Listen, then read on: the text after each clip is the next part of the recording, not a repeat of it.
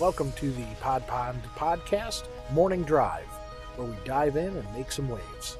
This is episode 2, and today I'd like to talk about the Second Amendment.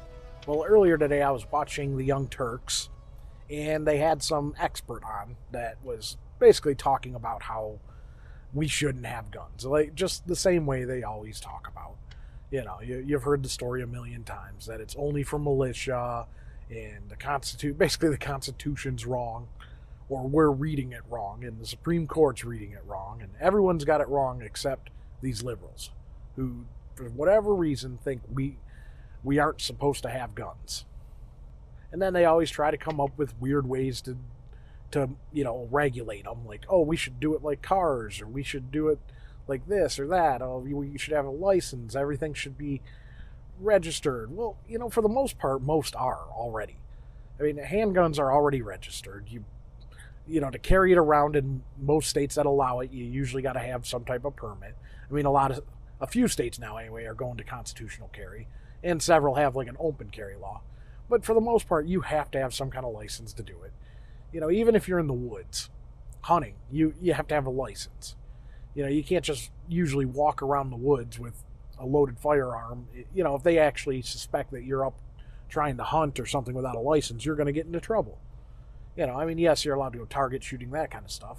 But either way, to me, they miss the whole point of the Second Amendment. And that it's really frustrating. Like, they always want to go back to the hunting, or it was a different time back then. They were still mad at England when they, made these rules and came up with the Constitution. I mean, the whole point of the Constitution was because they knew that at some point the government would try to take over power from the people. That's why you have the right to bear arms. You have it so that you can defend yourself against the government if the time ever comes to that. It had nothing to do with the militia. It has nothing to do with hunting. They just assumed people were going to hunt. There's no way they had that in mind when they were writing the Constitution. It was just something everyone did at that time.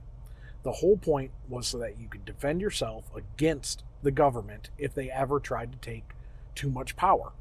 Which, to a lot of us, it seems like they've already gotten to that point. They tax everything that you own. They tax anything you buy. They tax anything you sell. They tax you when you die. They've already gotten way too much power. This is another reason that they need term limits. But that requires its whole show, which eventually I will do here. I know I mentioned it in the last one too. But term limits definitely requires its own show. Today, I'd rather focus more on the Second Amendment. Now, I was raised in a family that hunted, we fished, we did all that kind of stuff. So I was raised around firearms. It's not like it was some big mystery to us, which to me is a way better way to raise your kids. You're better off teaching them the proper way to handle a weapon, to handle a gun, to show them that it's a tool, it's not a toy. That way, when they're over some friend's house and the friend pulls out their dad's gun, they know how to check it. They know how to make sure that it's not loaded. They know how to handle it properly. That, to me, that's a way better way to teach kids. It's something they should do in school. They should really have like a firearm safety class in school where they teach these kids the proper way to handle a weapon, that you never point it at anyone. You always assume it's loaded. You never put your finger on the trigger unless you're ready to shoot. It would be a really good thing to have in a class. On top of that, it would take away a lot of the mystery behind a gun. You've got kids that maybe weren't raised around firearms. They don't have them in the house. They've got some crazy liberal parent who thinks all guns are evil. You'd be way better off teaching them the proper way to handle them. Let them see them. Let them shoot one so they understand the power of it. So they understand, that this thing really can hurt somebody. To me, that's a way better way to handle stuff.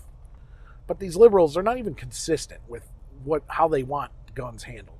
They don't want anyone to have them. They only want the military to have them. They only want police to have them. But then they go and claim that police are going around shooting random people, in which, anyone normal knows that's not true. Yeah, sure, it does happen. Like anything else, you're going to have a few bad ones in the bunch. You're going to have a handful of bad cops. We all know that. But for the most part, most cops are normal, decent people that just want to go do their job. They're not just going out looking for somebody to kill.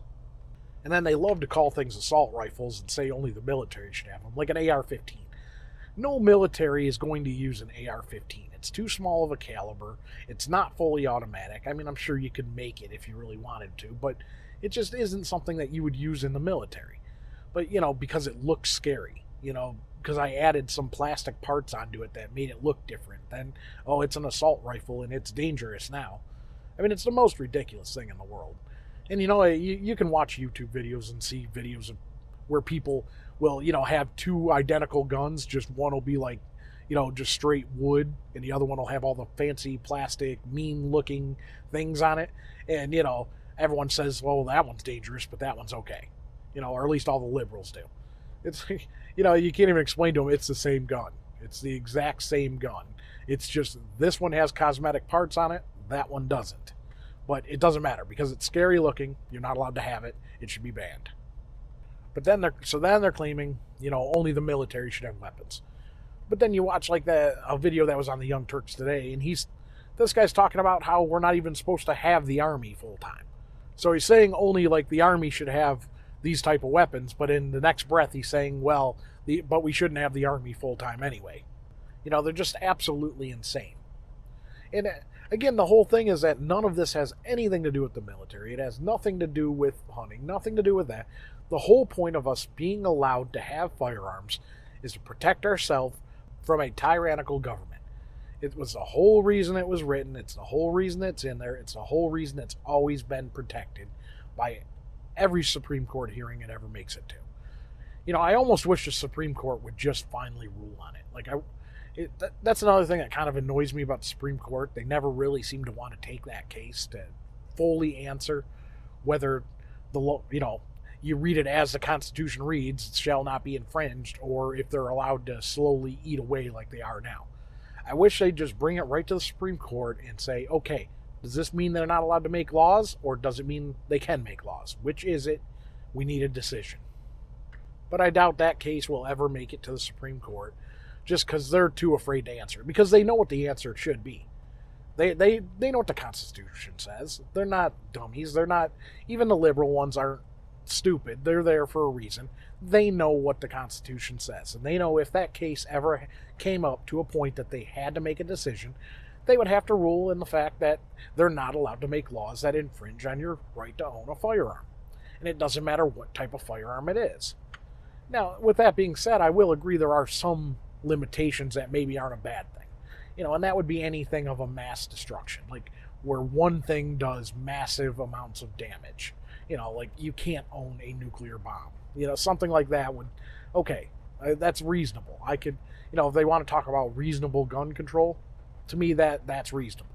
You can't own something that could wipe out an entire city in one blast. But as far as automatic goes, and I'm not talking about semi-automatic. If you don't know the difference between semi-automatic and automatic, let me school you a little. Semi-automatic, you pull the trigger once, one bullet comes out. Now you can keep pulling the trigger as fast as you want, and bullets will keep coming out till the magazine or clip is empty. But a fully automatic means you pull the trigger and it keeps firing until you run out of ammunition. That's the difference between semi-automatic and fully automatic. And liberals love to confuse those two, or they love to purposely confuse those two. I guess I'm not sure. Some of them I think are doing it on purpose. Others I think just honestly don't know the difference. I especially love it when you hear fully semi-automatic, which is not even a thing. It does not exist. There is no fully semi-automatic weapon. And pretty much every modern weapon is semi-automatic these days. I mean, even like a 6-shooter revolver, if it's double action, you could consider it semi-automatic. You keep pulling the trigger, it'll keep firing until you shoot all 6 shots. So, I mean, it's just absolutely ridiculous. The only thing that doesn't fall under that is like a bolt rifle, which you'd use for, hunting. They use them a lot for, a sniper would maybe use something like that. But for most people, they use semi-automatic weapons. Pretty much any pistol is a semi-automatic. Pretty much any rifle. Shotguns, I guess, pretty much usually aren't, but you can get them in semi-automatic as well. And then they'll come up with other ridiculous laws, like how many bullets can be in a magazine. And I mean, what's the difference? You can switch a magazine out quick. It's not like it doesn't matter if there's 100 in it or 10 in it, and you've got 10 magazines. I mean, it's not going to take you that long to make the change. Just little ridiculous things that they like to try to eat away at the laws, trying to see how far they can push it. These gun buyback programs, which a funny one I read, I guess I don't know if it's true, it's something I read, and I can't even give you a source on it, but I guess some guy took a bunch of parts from broken guns, put them together so they looked like a real gun, and then traded it in for a buyback, one of them buyback programs that some state did, and then used the money and went and bought actual guns, which that's just genius. So if that guy's real and he exists, man, my hat goes off to you. That was a smart move. Just took in broken pieces of guns and went and bought a real gun with the money that they gave you. So they effectively funded you to buy a new weapon. I love it. But like I said, I don't know if that's true or not. It was something I probably read on Facebook.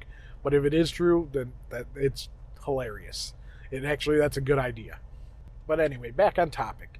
But if you go throughout history and you look, pretty much the first thing any dictator did or any, tyrannical government ever did is they take away the guns from the normal people. It's the first thing they go after because then you can't defend yourself. Once they have the guns, they can do pretty much whatever they want. And they know this. The government knows this. The liberals know it. Well, at least I'd say half of them know it. As like in my other podcast, I talked about the different types of Democrats. The ones that are in power, the first class I talked about, the ones that are greedy, they want power, they only care about power. They're the ones that they know what happens. They know exactly why they want the guns gone. They want to be able to get away with anything that they can. And they know guns always stop them from going as far as they want to go. And I'm not saying all of them really plan on coming in and taking over everything and, making us a North Korea or something. But they do know that as long as we have guns, it limits what they can get away with. They are very aware of that, which is why they try so hard to get rid of it. I don't think it'll ever happen in this country. I mean, maybe parts of it. California will manage to pull it off. Some of the East Coast, a little bit more of the West Coast. But I mean, there are parts of this country it'll never happen. Like, you're never going to get the guns out of Texas. You're never going to get them out of the Midwest. The South, it would be really hard to do. I mean, those areas, that would be what leads to a civil war. And I'm not saying that that's going to happen ever in my lifetime. I do think eventually in this country it'll happen. I mean, I doubt in my lifetime it will. But that will be the point that sets it off. When they actually try to come for the guns. When they fully ban them, they tell you have to turn them in. That's what will finally set people off in this country. And for a while, I kind of did see it leaning that way. The liberals, they've been getting crazier and crazier. Over the past, I'd say 5 years, they've really made this turn for just complete insanity. Electing people like AOC and stuff and Bernie Sanders and things like that. They've really turned towards the crazy. I mean, they're full on embracing socialism. Some of them are anyway. They're not even ashamed of it anymore. They're just it's a better, and then they call it democratic socialism, which is just socialism with an extra word. It's the same thing. They just try to spin it some way that it's not. However, I do think that even the liberals are starting to see that this stuff's going way too far. And I really don't think it's going to continue. I think that first group, like I talk about, were the ones that like the power. They see that their power is challenged by these type of people. So I really think that they'll get rid of them themselves. They want to go back more towards a middle ground themselves to where they can keep their power. Because right now they even see their power being limited. They see that, if these people take over, then it's going to be more of that type of people that gets elected versus them. So they're not going to allow it either. They're going to just tear these people up, which is why you had someone like in the last election, how you had the whole Hillary and Bernie thing, and Bernie basically didn't get a fair shake at the thing because they just automatically went to Hillary. It's because Hillary's in that group. She's part of their group. She's one of the ones that they want in because she keeps the status quo, and that's what they wanted. And I'm not supporting Bernie in any way. He's absolutely crazy, but the one thing I can say about Bernie is I believe him. I believe he believes him. He actually believes what he says, where someone like Hillary is that first group that will just say or do anything to get elected. But all the long-term ones, that's what they want. They want the status quo.